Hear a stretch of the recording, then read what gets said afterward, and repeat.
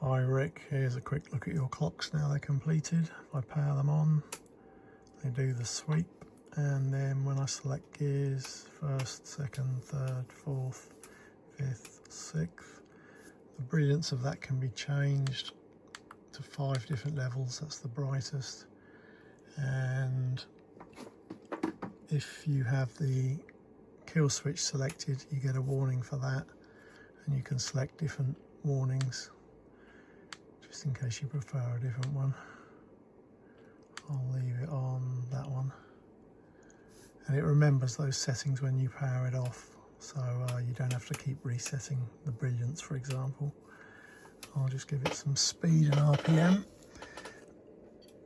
Speed and 9,000 revs, so you can see that's all working, and the buttons are obviously working. Just reset that. That's it. So anyway, I'll get them back to you shortly. Hope you like them.